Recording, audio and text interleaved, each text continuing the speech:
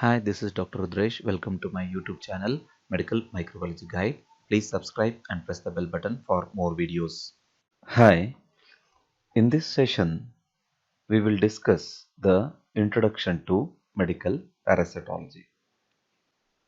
A parasite is an animal or plant which lives in, on, or upon another organism and draws its nutrient directly from it.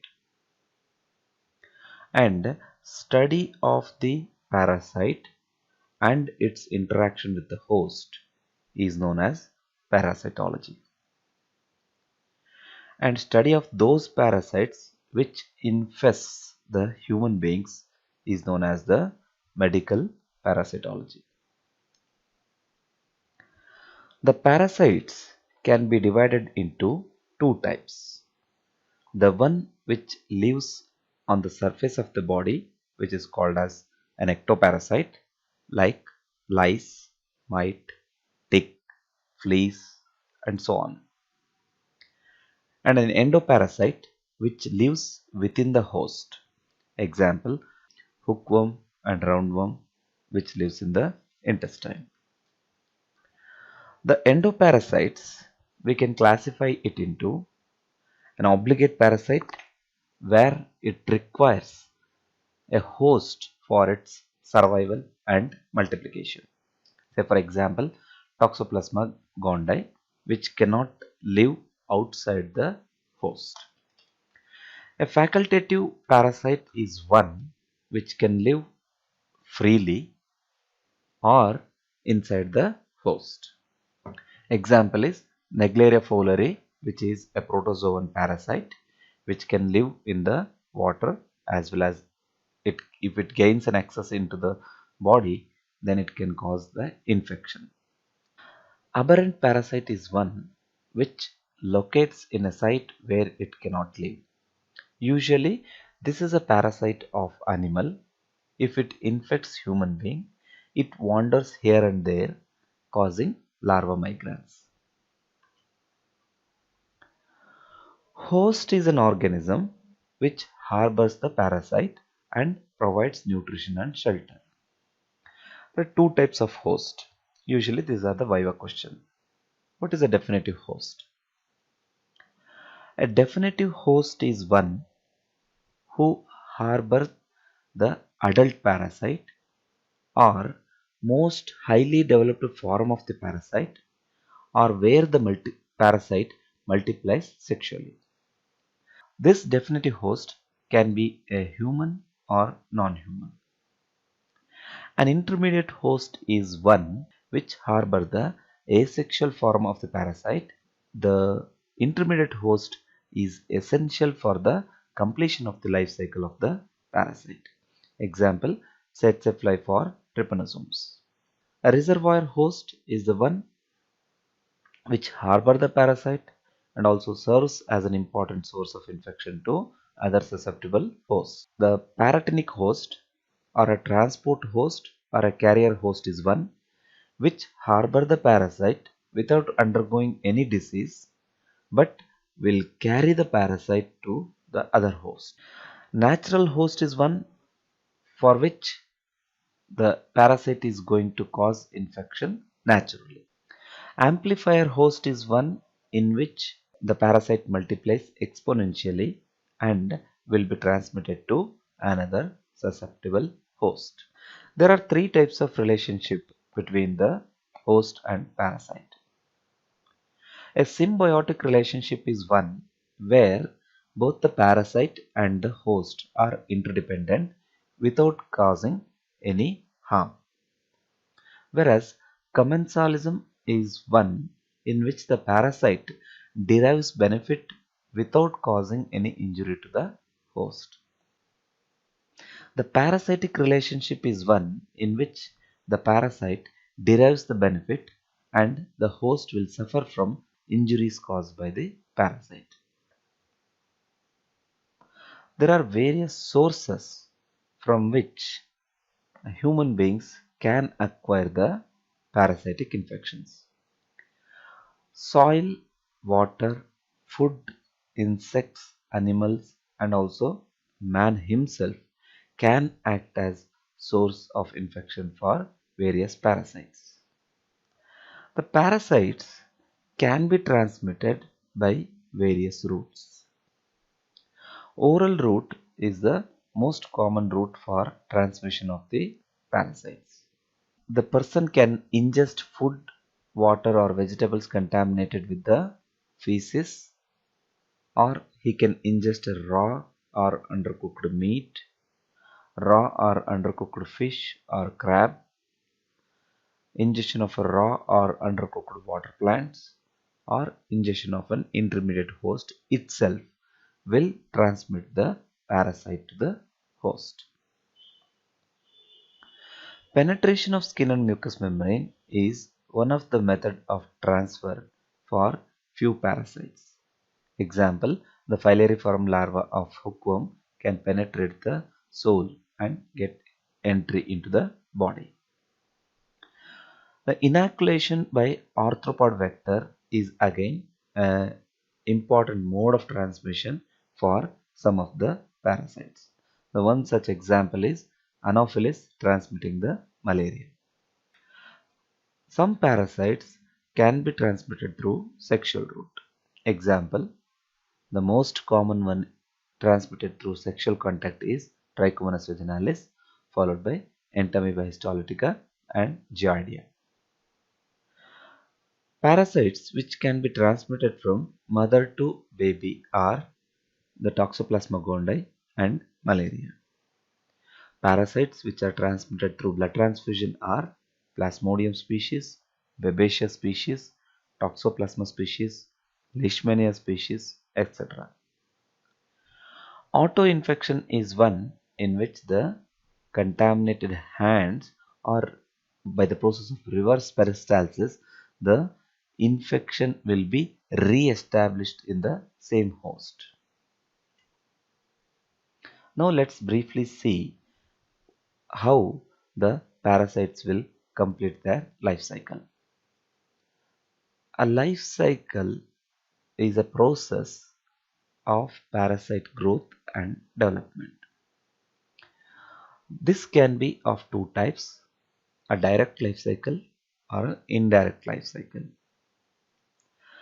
In the direct life cycle, parasite requires only one host, and it completes the development in one host and will be transmitted to another host without having an intermediate host. Example, Entamoeba histolytica. Indirect or complex life cycle is one in which the parasite requires two or more hosts.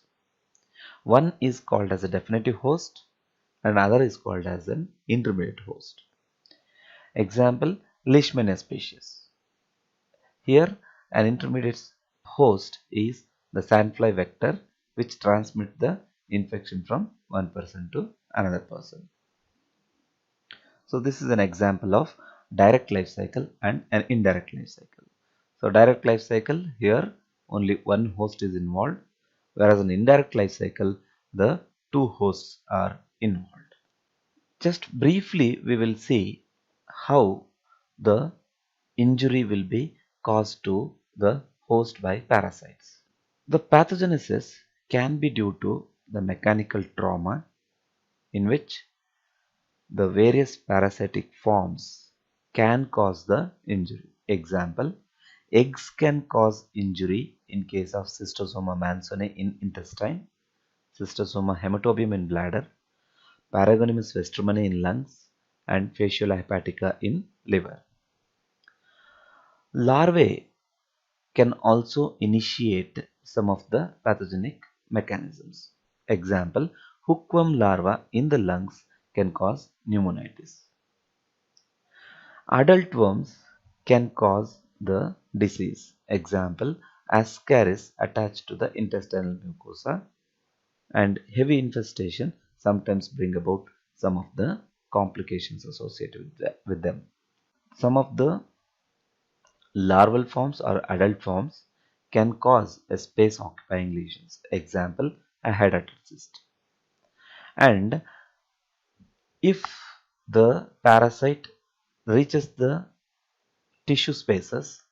There it provokes the inflammatory reaction, bringing up the lesions at the site of entry of the parasite. Example, Entamoeba histolytica, which burrows the gut mucosa, causing the ulcer.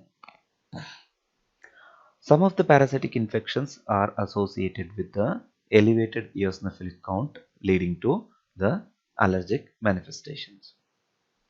And parasites like Cystosoma hematobium can cause bladder cancer, whereas Clonarchus sinensis can cause hepatocellular cancer.